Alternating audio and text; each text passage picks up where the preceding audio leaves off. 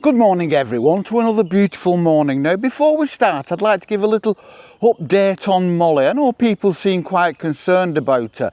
Molly seems to be doing slightly better. Now we had one little monumental thing happen yesterday.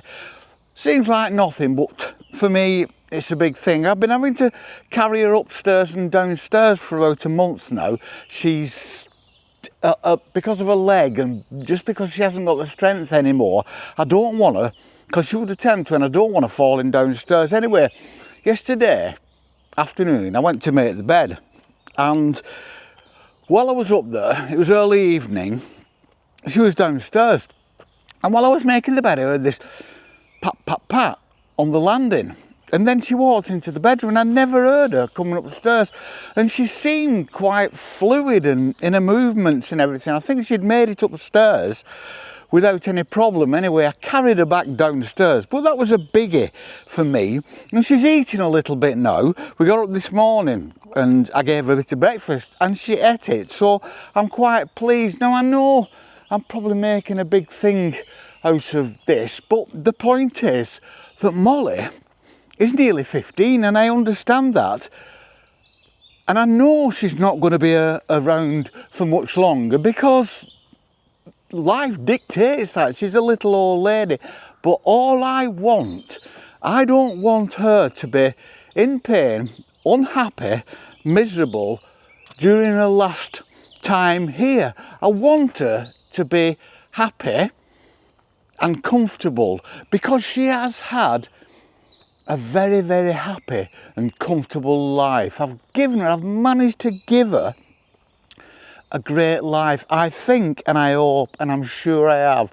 So all I'm bothered about is Molly being happy for the time she's here. And at the moment, she seems it. She's got a glint in her eye.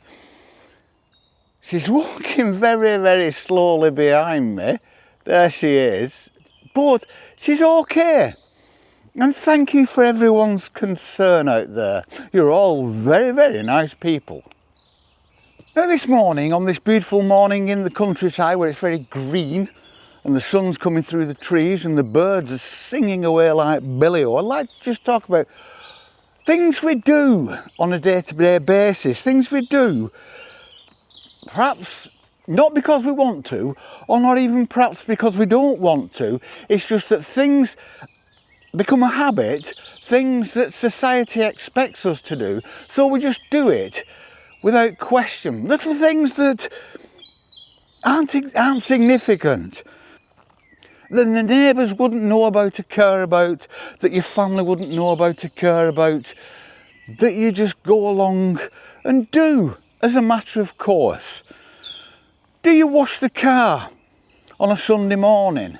Because society does, and we used to see these. I remember these American films years ago where it used to show suburbia, and it would be everybody was out on a Sunday morning washing the car. Do you mow the lawn on Saturday just because it's expected of you? Because I used to see these films and these television programmes, usually in America, suburbia, where everyone was out on the same morning mowing the lawn, just like automatons, just like a collective. Do we do that? Do we have to do that? Are we comfortable doing that? Do we do that because that's the only time we've got to do it because we're all at work? Does society, have we actually, over generations, just dropped into like a societal norm that isn't uncomfortable and quite happy, and probably we've actually dropped into that societal norm because it actually works. It gives us the optimum time when we're working to spend with our families. So we've just gone along with it. Society's gone along with it. Society has become efficient with its time, but because we've become efficient with our time, we've also become very uniform. Where are all the rebels without a cause? Do you wash the dishes before you go to bed? And is that because you don't want to see bowl full of dishes when you come down in the morning? Or is that just because It's what you do. Are we losing individuality as society develops, as society goes on? Or is society just becoming more efficient? I mean, I must admit, I wash the dishes before I go to bed. I can't stand the thought of getting up. And I think that is because it's like dirty dishes. I don't like the idea of dirty dishes sitting in the sink for like 12 hours. It's just a bit grubby. But does that make me a bit anal? Or does that make me walking in lockstep with society? It's not important. It's not important. But it's just a thought. And I like thinking about like little incidentals like this. Things that aren't important. Things that will never change the world. Things that will never change destiny, my life. Things that would never change my life, even if I change the way I do things. But it's worth thinking about. Because we've got to think about something. Otherwise we think about nothing. Where's the fun in that? So don't worry if you don't do things when everybody else does things. Don't worry if you wash your car at 3 o'clock in the morning. I advise you not to mow the lawn at 3 o'clock in the morning because that might be a little bit inconvenient for your neighbours. But doing things when you want to do them doesn't make you an anarchist or a danger to society. It makes you an individual. Perhaps if you do things when everybody else does things, doesn't necessarily mean you aren't an individual. But if you do things when you want and when other people don't necessarily do it, it gives you that little feeling of being a bit of a rebel, but in a nice, tight, tiny, safe little way. So you're not harming anybody else. You're just making yourself feel like the individual you are, because you are. We're all individuals. You do what you want when you want, as long as it doesn't harm anybody else. I've always said this. I think one of the secrets of being happy is doing things when you want to do them. And that's just called control, but it's just control of your own environment, control of what you do, and not trying to control what anyone else does.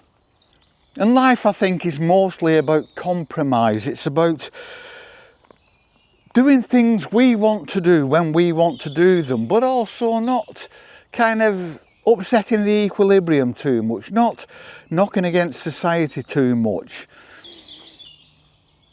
Some people do. If you've got a cause that you're passionate about, you are prepared to stand up and be counted. You are prepared to upset the equilibrium. And that's fine. Everybody has a right to do that, but not everybody's cause will be beneficial to society. So that's why everybody has a right to do that, but then again, everybody must face consequences and criticism and questioning and be able to stand up and get into discourse about the beliefs. I like debates, but I don't like confrontation. Whenever a debate starts going down the finger pointing road, I tend to back off. I don't know whether that makes me weak or whether that makes me the stronger one.